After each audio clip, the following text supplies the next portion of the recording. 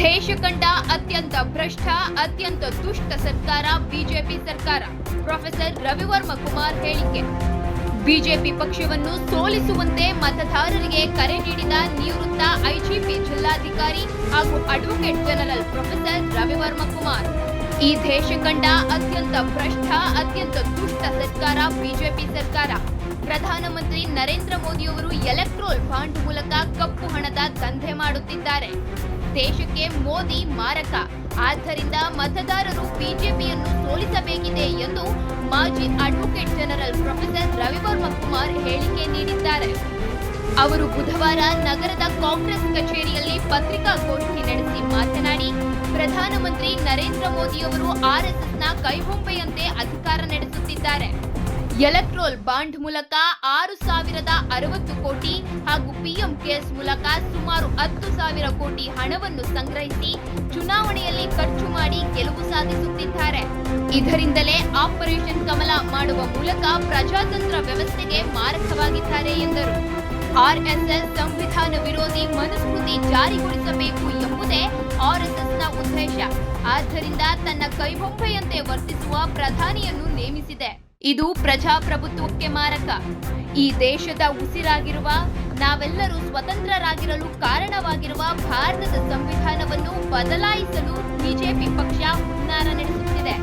ಭಾರತದ ಸಂವಿಧಾನ ಮತದಾನದ ಹಕ್ಕು ಕೊಟ್ಟಿರುವುದರಿಂದಲೇ ಇಂದು ನಾವೆಲ್ಲರೂ ಸ್ವತಂತ್ರರಾಗಿ ಭ್ರಷ್ಟ ಸರ್ಕಾರಗಳನ್ನು ಬದಲಾಯಿಸುವ ಕೆಲಸ ಮಾಡುತ್ತಿದ್ದೇವೆ.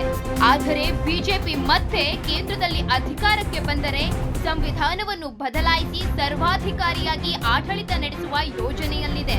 ಇದಕ್ಕೆ ಹಿಂಬು ಕೊಡುವಂತೆ ದೆಹಲಿಯ ಜಂತರ್ ಮಂತರ್ನಲ್ಲಿ ಕಿಡಿಗೇಡಿಗಳು ಸಂವಿಧಾನ ಸುಟ್ಟರು. ಅವರ ಮೇಲೆ ಇದುವರೆಗೂ ಕ್ರಮ ಕೈಗೊಂಡಿಲ್ಲ. ಕರ್ನಾಟಕದವರೇ ಆದ ಸಂಸದರಲ್ಲೊಬ್ಬರು ನಾವು ಅಧಿಕಾರಕ್ಕೆ ಬಂದಿರುವುದೇ ಸಂವಿಧಾನ ಬದಲಾಯಿಸಲಿಕ್ಕೆ ಎಂದು ಹಲವು ಬಾರಿ ಹೇಳಿಕೆ ಕೊಟ್ಟಿದ್ದಾರೆ. ಆದರೆ ಇದುವರೆಗೂ ಅವರನ್ನು ಪಕ್ಷದಿಂದಲೂ ಉಚ್ಚಾಟನೆ ಮಾಡಿಲ್ಲ, ಕ್ರಮವನ್ನು ಕೈಗೊಂಡಿಲ್ಲ. ಸಂವಿಧಾನ ವಿರೋಧಿಗಳನ್ನು ಬಿಜೆಪಿ ರಕ್ಷಣೆ ಮಾಡುತ್ತಿದೆ ಎಂದರು. ಇದೊಂದು ದುಷ್ಟ ಸರ್ಕಾರ, ಕಿತ್ತೊಗಿರಿ ಅಂತಲೇ ಹೇಳಿ. ಹೌದು. ಏನಾಯ್ತು? ತಮ್ಗೇನಾಯ್ತು? ಆಗಿಲ್ಲ ತಾನೆ. ಭ್ರಷ್ಟ ಅಂತ ತೋರಿಸ್ತೆ ತಾನೆ, ನಾನು ದುಷ್ಟ ಅಂತ ತೋರಿಸ್ತೆ ತಾನೆ. ನಾಳೆ ದಿವಸ ಹೊಸ ಸರ್ಕಾರ ಬಂದ್ರು ಅದು ಭ್ರಷ್ಟವಾದ್ರೆ ಅದನ್ನು ಕಿತ್ತಾಕ. ಖಂಡಿತವಾಗಿ ಸರ್ಕಾರ ಕಿತ್ತಾಕೋದೇ ಪ್ರಜಾತಂತ್ರದ ಬಹಳ ದೊಡ್ಡ ತಂತ್ರ. ಗೊತ್ತೈತೆ? ಪ್ರಜಾತಂತ್ರದ ಮೌಲ್ಯ ಇರೋದೇನೆ ಸರ್ಕಾರವನ್ನ ಬದಲಾಯಿಸ್ತಾ ಇರ್ಬೇಕು. ಯಾವಾಗ ಅದರೊಳಗೂ 10 ವರ್ಷ ಇರೋದಕ್ಕೆ ಒಂದು ಸರ್ಕಾರ ಸಾಕಷ್ಟು ಕೆಟ್ಟಿರುತ್ತೆ, ಸಾಕಷ್ಟು ಹುಳುತ್ತಿರುತ್ತೆ, ಸಾಕಷ್ಟು ಭ್ರಷ್ಟವೂ ಆಗಿರುತ್ತೆ. ಅಣ್ಣಾದವರೇ ಹೇಳಿದ ಮಾತಿದು. 2ನೇ ಸಲ ಅಧಿಕಾರಕ್ಕೆ ಬರ್ತಾನೆ ನಾವು ಗ್ಯಾರಂಟಿ ಭ್ರಷ್ಟ ಅಂತ ಹೇಳಿದ್ರು. ಯಾರಿಗೆ ಆಗಲಿ? 50ರಿಂದ 74ರವರೆಗೂ ಕಾಂಗ್ರೆಸ್ ಭ್ರಷ್ಟರಾಗೇ ಇತ್ತು. 74ರಲ್ಲಿ ಜನ ಮನಸ್ಸು ಮಾಡಿ ಕಿತ್ತಾಕಿದ್ರು ಅಂತ ತಾವು ಹೇಳ್ತಾರೆ. ಇವತ್ತು ತಮ್ಮ ಮುಂದೆ ಯಾವ ಸರ್ಕಾರ ಇದೆ? ಇವತ್ತು ಬಿಜೆಪಿ ಇದೆ. ಅದನ್ನ ಮಾತ್ರ ಯೋಚನೆ ಮಾಡಿ, ಹಿಂದಕ್ಕೆ ಹೋಗ್ಬೇಡಿ. ಇವತ್ತಿನ ಸರ್ಕಾರ ಯೋಚನೆ ಮಾಡಿ. ಸರ್, ತಾವು ಹಿಂದಕ್ಕೆ ಹೋಗಿದ್ರಿ ಅಲ್ರಿ. ಇವಾಗ ಇಂದಿರಾ ಗಾಂಧಿನ ಎಲೆಕ್ಟ್ ಮಾಡ್ತಾ ಇದ್ದೀರಾ? ತಾವು ನೆಹರು ಅವರು ಯಾರ್ಯಾರನ್ನ ಅಲ್ಲ, ಇವತ್ತು ಇಂದಿರಾ ಗಾಂಧಿನ ಎಲೆಕ್ಟ್ ಮಾಡ್ತಿದ್ದೀರೋ ನೀವು, ಅಥವಾ ಬೇರೆ ಯಾರನ್ನಾದ್ರೂ ಎಲೆಕ್ಟ್ ಮಾಡ್ತಿದ್ದೀರೋ? ಇತಿಹಾಸ ಓದ್ಬೇಕಲ್ಲ ಸರ್ ನೀವು. ಇತಿಹಾಸ ಬಿಟ್ಟು ಸ್ವಾಮಿ, ಇತಿಹಾಸದಿಂದ ಏನ್ ಕಲ್ತ್ಕೋತಾ ಇದ್ದೀರಿ? ಭ್ರಷ್ಟನ್ನು ಮುಂದುವರಿಸಿ ಅಂತ ಕಲ್ತ್ಕೋತಾ ಇದ್ದೀರಾ? ಇದೇನಾ ನಿಮ್ಗೆ ಇತಿಹಾಸ ಹೇಳಿರೋ ಪಾಠ? ಭ್ರಷ್ಟನ್ನ ಓಡಿಸ್ತಾ ಇರ್ಬೇಕು, ಒದ್ದೋಡಿಸ್ತಾ ಇರ್ಬೇಕು. ಅದೇ ಪ್ರಜಾತಂತ್ರದ ಇತಿಹಾಸ. ಆ ಕೆಲಸ ಮಾಡಿ. ಪತ್ರಕರ್ತರು ನೀವು ಮಾಡದೇ ಇರೋದ್ರಿಂದ ಆ ಭ್ರಷ್ಟತೆ ಮುಂದುವರಿತಾ ಇದೆ. ಗೊತ್ತಾಯ್ತಾ? ಯಾರ್ರೀ ಮಾತಾಡಿದಿರಿ ಎಲೆಕ್ಟ್ರಲ್ ಬಾಂಡ್ ಬಗ್ಗೆ? ನಿಮ್ಮ ಪತ್ರಿಕೆಯಲ್ಲಿ ಬರ್ದಿದ್ದೀರಾ? ನೀವು ಸುಪ್ರೀಂ ಕೋರ್ಟ್ ತೀರ್ಪು ಕೊಟ್ಟಿದೆ, ಬರ್ದಿದ್ರೇನ್ರಿ? ತೋರಿಸ್ರಿ, ನನಗೆ ಹೇಳ್ತೀರಾ?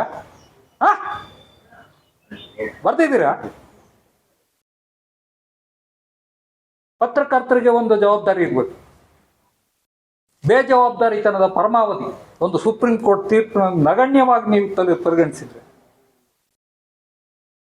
ನಿಮ್ಗಿದೆಯಾ ಪ್ರಶ್ನೆ ಕೇಳೋ ಅಧಿಕಾರ? ಏನಿದೆ? ನಾನು ಕೇಳ್ತಾ ಇದ್ದೀನಿ, ಎಲ್ಲಿ ನೀವು ಏನ್ ಬರ್ದಿದ್ದೀರಿ? ಸುಪ್ರೀಂ ಕೋರ್ಟ್ ಅಂತ ದೊಡ್ಡ ತೀರ್ಪು ಕೊಡ್ತು, ಯುನಾನಿಮಸ್ ತೀರ್ಪು ಕೊಡ್ತು, ಸಂವಿಧಾನ ಪೀಠ ಥೂ ಅಂತ ಹೋಗಿತ್ತು ಎಲೆಕ್ಟ್ರಲ್ ಬಾಂಡ್. ನೀವೇನ್ರಿ ಹೇಳಿದಿರಿ ನಿಮ್ ಪತ್ರಿಕೆಯಲ್ಲಿ? ತೋರಿಸ್ರಿ. ನಿಮ್ ಪತ್ರಿಕೆಯಲ್ಲಿ ಏನ್ ಬರ್ದಿದ್ದೀರಿ ತೋರ್ಸಿ, ನಿಮಗ್ ಶರಣಾಗ್ತೀನಿ. ನ್ಯೂಸ್ ಪೇಪರ್ ಅಂತ ಬಿಟ್ಟು ಅವ್ರು ಬಿಡ್ಸೋದಲ್ಲ ಸರ್. ಹಂಗಲ್ಲ, ಪತ್ರಕರ್ತರಿಗೂ ಒಂದು ಜವಾಬ್ದಾರಿ ಇದೆ. ಸರ್ ಖಂಡಿತವಾಗ್ಲು ಪತ್ರಕರ್ತರು ಜವಾಬ್ದಾರಿಯಿಂದ ಇದ್ರೆ ನಾವು ಇಲ್ಲಿ ಬಂದು ನಿಮ್ಮ ಹತ್ರ ಪತ್ರಕರ್ತರ ಸಭೆ ಕರಿಬೇಕಾದ ಅವಶ್ಯಕತೆನೇ ಇರಲಿಲ್ಲ. ಎಲೆಕ್ಟ್ರಲ್ ಬಾಂಡ್ ಎಲ್ಲಿ ಯಾವ ಇದರ ಮಾಧ್ಯಮದಲ್ಲಿ ಚರ್ಚೆ ಆಗಿದೆ ಕರ್ನಾಟಕದಲ್ಲಿ ಹೇಳಿ? ಅಂತ ದೊಡ್ಡ ತೀರ್ಪು, ನಾನು ಸಂವಿಧಾನದ ವಿದ್ಯಾರ್ಥಿಯಾಗಿ ನಾನು ಆರಾಧಿಸುವ ಒಂದು ತೀರ್ಪು. ಭ್ರಷ್ಟತೆಯನ್ನ ಎಕ್ಕಿ ತೋರಿಸಿದೆ.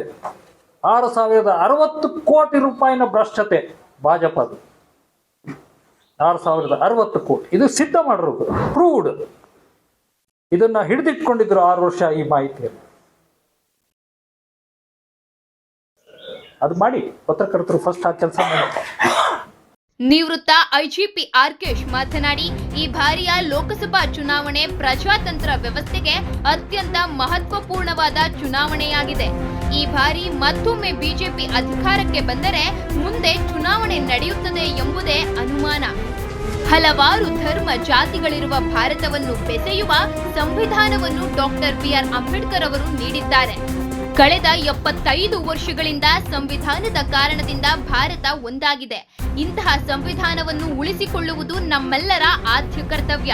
ಆದ್ದರಿಂದ ಸಂವಿಧಾನ ವಿರೋಧಿ ಬಿಜೆಪಿಯನ್ನು ಮತದಾರರು ಸೋಲಿಸಿ ಎಂದರು.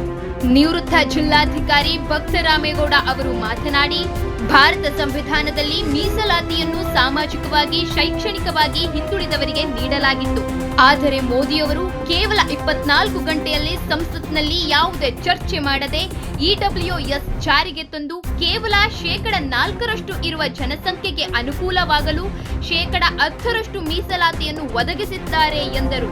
ಸುದ್ದಿಗೋಷ್ಠಿಯಲ್ಲಿ ರೈತ ಸಂಘದ ಅಧ್ಯಕ್ಷ ರಂಗನಾಥಗೌಡ, ಮಾಜಿ ವಿಧಾನ ಪರಿಷತ್ ಸದಸ್ಯ ವೈ ಮಹೇಶ್, ನಗರ ಬ್ಲಾಕ್ ಕಾಂಗ್ರೆಸ್ ಅಧ್ಯಕ್ಷ PR ಮಂಜುನಾಥ್, ಉಪಾಧ್ಯಕ್ಷ ರೂಪೇಶ್ ಕೃಷ್ಣಯ್ಯ, ಗ್ರಾಮಾಂತರ ಬ್ಲಾಕ್ ಕಾಂಗ್ರೆಸ್ ಅಧ್ಯಕ್ಷ ನಟರಾಜು ಬರಗೂರು, ನಗರಸಭೆ ತುಮಕೂರು ವಿವಿ ಮಾಜಿ ಸಿಂಡಿಕೇಟ್ ಸದಸ್ಯ ಕೊಟ್ಟ ಶಂಕರ್, ನಗರಸಭೆ ಸದಸ್ಯರಾದ ರಾಧಾಕೃಷ್ಣ, ಧ್ರುವಕುಮಾರ್ ಸೋರೆಕುಂಟೆ, ಸತ್ಯನಾರಾಯಣ, ಬಗರ್ ಹುಕುಂ ಸಮಿತಿ ಸದಸ್ಯ ಮುದ್ದಕ್ಕನಹಳ್ಳಿ ತಿಪ್ಪೇಸ್ವಾಮಿ, ಕಲ್ಲುಕೋಟೆ ಲಿಂಗರಾಜು ಸೇರಿದಂತೆ ಹಲವರು ಉಪಸ್ಥಿತರಿದ್ದರು.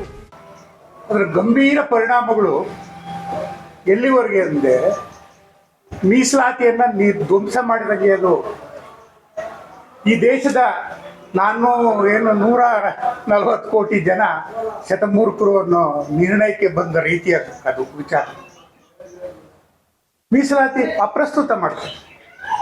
ಹೆಂಗೆ ಅಂದರೆ ಈಗ ಅಲ್ಲಿ EWS ಎಕನಾಮಿಕಲಿ ವೀಕರ್ ಸೆಕ್ಷನ್, ಆರ್ಥಿಕವಾಗಿ ದುರ್ಬಲ ವರ್ಗಕ್ಕೆ ಮೀಸಲಾತಿಯನ್ನ ಸಂವಿಧಾನದ ಯಾವ ಆರ್ಟಿಕಲ್ ಅಲ್ಲೂ ಇಲ್ಲ. ಇದೆಯಾ ಸರ್?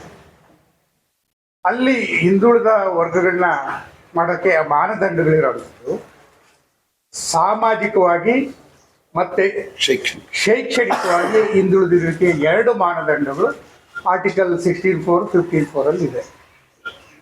ಆದರೆ ಇಲ್ಲಿ ಎಕನಾಮಿಕಲಿ ಆರ್ಥಿಕವಾಗಿ ಹಿಂದುಳಿದವರು ಅನ್ನೋಂಥದ್ದು ಭಾಳ ಸೋಜಿಗ ಸಂಗತಿ. ಯಾಕೆಂದರೆ ನೋಡೋಕ್ಕೆ ಭಾಳ ಚೆನ್ನಾಗಿದೆ. ದೇಶನೇ ಇವತ್ತು ಕೊಂಡಾಡ್ಬಿಡ್ತು, ಎಲ್ಲ ಜಾತಿ ಬಡವ್ರಿಗೂ ವಿಮೋಚನೆ ಸಿಕ್ಬಿಡ್ತು, ಎಲ್ಲ ಜಾತಿ ಬಡವ್ರಿಗೂ ಮೀಸಲಾತಿ ಸಿಕ್ಬಿಡ್ತು ಅಂತ ಏನು ಸಂಭ್ರಮಿಸ್ಬಿಡ್ತು ಇಡೀ ದೇಶ.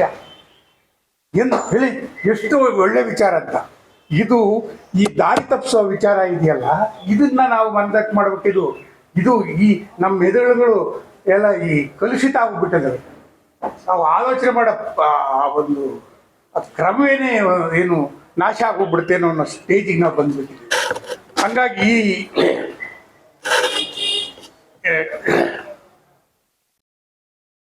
ಈ ಮೀಸಲಾತಿ ಎಕನಾಮಿಕಲಿ ವೀಕರ್ ಸೆಕ್ಷನ್ಗೆ ಕೊಟ್ಟ ತಕ್ಷಣ ಈ ಸಂಭ್ರಮಿಸಿದ ಜನ ಇರೋ ಅಪಾಯವನ್ನ ನಾವು ಯಾರು ಮನಗಂಡಿಲ್ಲ.